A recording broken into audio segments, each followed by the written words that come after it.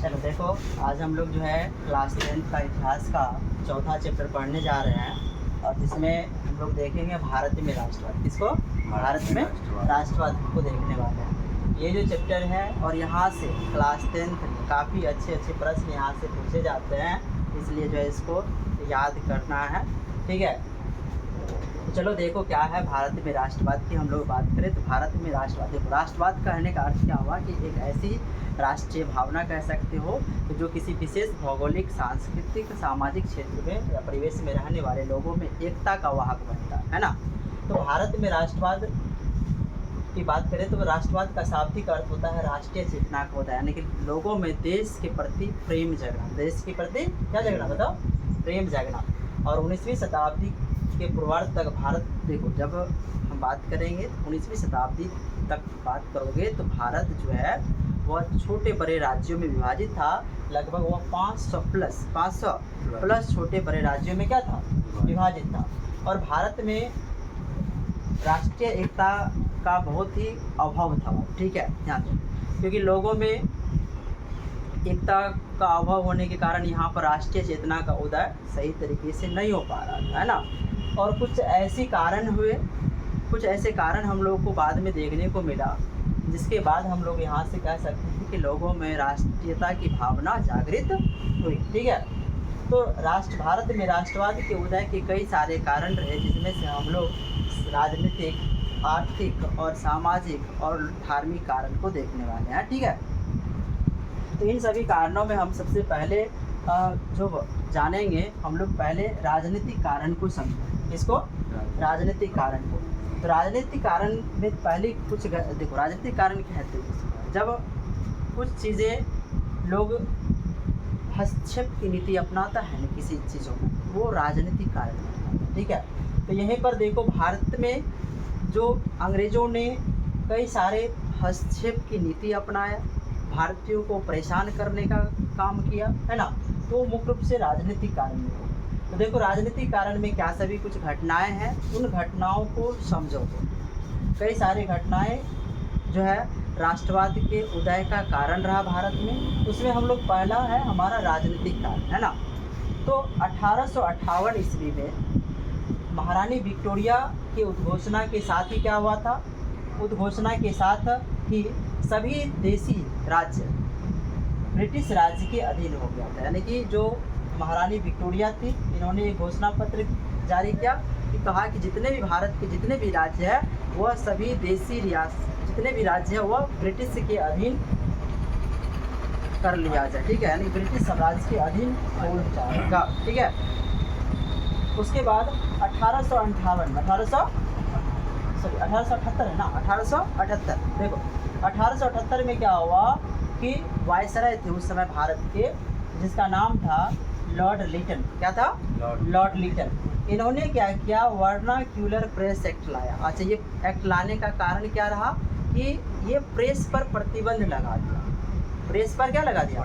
प्रतिबंध लगा दिया, है ना। तो वर्नाक्यूलर प्रेस एक्ट पारित कर प्रेस पर कठोर प्रतिबंध लगा दिया कि कोनो चीज़ का न्यूज़ छपवे नहीं करेगा तो लोग के पास जो है हम क्या कर रहे हैं इसका न्यूज़ नहीं जाएगा, है ना। उसके बाद हम बात करें तो 1879 में आर्म्स एक्ट भी कौन लाया? तो लॉर्ड लिटन लाया। कौन लाया बताओ? तो लॉर्ड लिटन ने ही आर्म्स एक्ट लाया। और यह क्या, इसके द्वारा क्या किया गया? भारतीयों के लिए, है ना, अस्त्र शस्त्र रखना यानी किसी प्रकार का हथियार रखना गैर कानूनी घोषित कर दिया। अगर कोई व्यक्ति हथियार रखता है, चाकू, तलवार, छुरी कुछ भी रखता है, उसको गिरफ्तार करके क्या करो? जेल में बंद करो। गैर कानूनी घोषित कर दिया है कि नहीं। उसके बाद 1883 ईस्वी में जो है लॉर्ड रिपन ने क्या किया? इल्बर्ट बिल लाया। कौन सा बिल लाया? Ilbert bill. तो इल्बर्ट बिल किसने पारित किया तो पूछे जाते हैं, तो किसने? लॉर्ड रिपन ने 1883 ईस्वी में 1883 और में भी राष्ट्रवाद को बल दिया, यानी कि इल्बर्ट बिल भी राष्ट्रवाद को प्रेरित किया। अब देखो, इसका उद्देश्य भारतीयों और यूरोपीय व्यक्तियों के फौजदारी मुकदमों की सुनवाई सामान्य न्यायालय में करना था और उस विशेष अधिकार को समाप्त करना था जो यूरोप के निवासियों को अभी तक प्राप्त था और जिसके अंतर्गत उनके मुकदमे सिर्फ यूरोपीय जज ही सुन सकते थे। यानी कि इसका ये एक उद्देश्य था इस बिल का। यानी कहने का मतलब क्या हुआ, सुनो ध्यान से।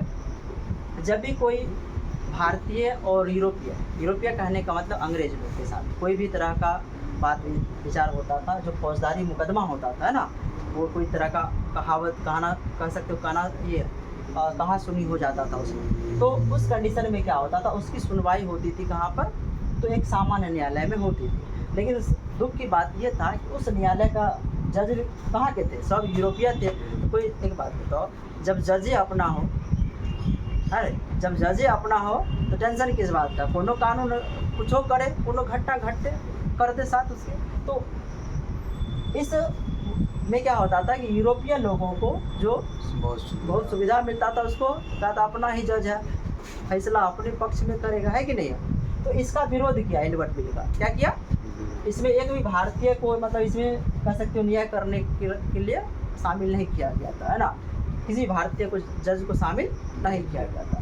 तो इसलिए जो है एल्बर्ट बिल का क्या किया, विरोध किया, तो फिर इसको वापस ले लिया जाता है। ठीक है, अब देखो क्या होता है कि 1899 ईस्वी में क्या होता है कि लॉर्ड कर्जन जो है कलकत्ता कॉरपोरेशन एक्ट पारित करता है। कौन सा, कलकत्ता कॉरपोरेशन एक्ट पारित करता है, जिससे क्या हुआ कि नगर पालिका में निर्वाचित सदस्यों की संख्या में कमी कर दिया। अच्छा, निर्वाचित समझते हो जो चुन कर गए, है ना, उनकी संख्या को घटा दिया गया और गैर निर्वाचित सदस्यों की जो बिना जनता द्वारा चुने लोगों को क्या कर दिया, उसकी संख्या को बढ़ा दिया। कहाँ पर, नगर पालिका में। कहाँ पर बताओ, नगर पालिका। उसके बाद क्या होता है 1904 में देखो विश्वविद्यालय अधिनियम लाया।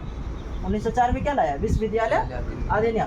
इसके द्वारा क्या किया गया, विद्यालयों पर सरकारी नियंत्रण को बढ़ा दिया गया। अंग्रेजों ने अपना सरकारी नियंत्रण बढ़ा दिया गया। अब कुछ भी होता तो अंग्रेज अपना कामकाज या कोई भी हस्तक्षेप उसमें अपना शामिल कर देता था। ठीक है, अब 1905 में क्या हुआ कि बंगाल विभाजन, यानी कि लॉर्ड कर्जन ने क्या किया, बंगाल विभाजन को करने का काम किया और इसकिस आधार पर तो सांप्रदायिकता का, यानी कि धर्म के आधार पर इन्होंने क्या किया, बंगाल का विभाजन किया। इससे लोग बहुत गुस्सा है ना, इससे लोग जो है काफ़ी इसका विरोध करने लगा कि बंगाल विभाजन ये गलत है, ऐसा नहीं करना है।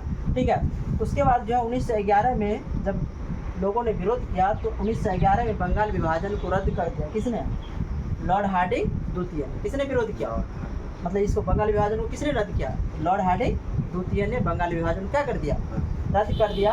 और 1905 के बाद ध्यान रखना कि 1907 में एक घटना होती है, एक अधिनियम लाया जाता है कि देशद्रोही सभा अधिनियम। कौन सा, देशद्रोही सभा अधिनियम, और सभाओं पर रोक लगाने के लिए पारित किया गया था। यानी कि जब कोई व्यक्ति कहीं पर इकट्ठा हो कि सभा कर रहा हो, उसको रोक लगाना, उस पर क्या लगाना, रोक लगाने के लिए देशद्रोही सभा अधिनियम लाया गया था 1907 में। फिर 1910 में क्या होता है, इंडियन प्रेस एक्ट लागू किया गया, पारित किया गया। और इसमें जो भी व्यक्ति उत्तेजित लेख छापता था, कहने का मतलब कि ऐसा लेख लिखा जिसमें लोगों में जो है राष्ट्रीयता की भावना जागृत हो जाता था, इस प्रकार के लेख को छापने वाले को क्या किया जाता था, दंडित किया जाता था। अगर कोई व्यक्ति लिख दिया कि अंग्रेज सब ने ये किया, वो किया, फलना किया, है ना, तो ऐसे में मतलब क्या होता था कि ऐसे लोगों को वो क्या करता था, दंडित करता था। किस एक्ट के तहत बताओ, इंडियन प्रेस एक्ट के तहत। और ये लाया गया कब, 1910 में। फिर 1911 में बंगाल विभाजन को रद्द कर कौन कर देता है बताओ, लॉर्ड हार्डिंग द्वितीय बंगाल विभाजन क्या कर देता है, रद्द कर देता है। उसके बाद एक बात ध्यान ये रखने हैं कि जो 1911 में ही क्या किया गया था कि जो भारत की राजधानी है वो कलकत्ता से नई दिल्ली स्थानांतरित करने की घोषणा की गई थी 1911 में, 12 दिसंबर 1911 को। ठीक है, और यह घोषणा किंग जॉर्ज पंचम द्वारा किया गया था। किसके द्वारा, और मुख्य तब जो है, जो अभी हम लोग भारत की राजधानी पढ़ते हैं दिल्ली, ठीक है, तो ये राजधानी कलकत्ता से दिल्ली बना 1912 में, यानी कि यह वास्तविक स्थानांतरण कब हो पाया, 1912 में। क्वेश्चन को पूछे जाते हैं कि भारत की राजधानी कलकत्ता से दिल्ली कब लाया गया, तो 1912 ईस्वी में लाया गया था। ठीक है, देखो कुछ ऐसी भी घटनाएं हैं जैसे कि लॉर्ड डलहौजी की बात करें तो लॉर्ड डलहौजी द्वारा रेलवे, टेलीग्राफ लाइन और व्यवस्थित परिवहन की व्यवस्था किया गया था। और इस व्यवस्था ने भी क्या किया, कई सारे शहर को आपस में जोड़ने का काम किया, जिससे लोगों को एक स्थान से दूसरे स्थान तक जाने में सहायता हुई, है ना, मदद हुआ, और वह राष्ट्रीयता की भावना को प्रसार कर सका, है ना। देखो अब यहाँ पर बात करेंगे तो भारत में अंग्रेजी शिक्षा नीति भी राष्ट्रवाद का एक कारण बना। हम लोग यहाँ पर भारतीय लोग हिंदी बोलने वाले और वहाँ पर अंग्रेजी शिक्षा को ज़्यादा महत्व देने का प्रयास किया गया अंग्रेजों के द्वारा, इसलिए ये भी एक राष्ट्रवाद के विकास का कारण बना, ठीक है, उस राष्ट्रवाद के उदय का कारण बना। और फ्रांस की राजक्रांति और अमेरिकी स्वतंत्रता संग्राम में क्या हुआ, राष्ट्रवाद के उदय का कारण बना भारतीय लोगों में, ठीक है। उसके बाद एक था लॉर्ड मॉन्टेस्क्यू और रूसो, जो कि फ्रांस से संबंधित थे, है ना। इन्होंने भी क्या किया बताओ, इनके भी विचार जो थे ना वो भारत में राष्ट्रीयता की भावना का विकास करना, मतलब एक कह सकते हो कि राष्ट्रीयता की भावना फैलाने में, है ना, उसके प्रचार प्रसार में ये सहायक हुए, ठीक है। तो इतनी बातें और काफ़ी इम्पोर्टेंट हो जाती है। तो ये सभी जितने भी घटनाएं हम लोग देखे यह किससे संबंधित था, तो राजनीतिक कारण से था। समझ में आई बात है, इतना याद कर लोगे, ठीक है।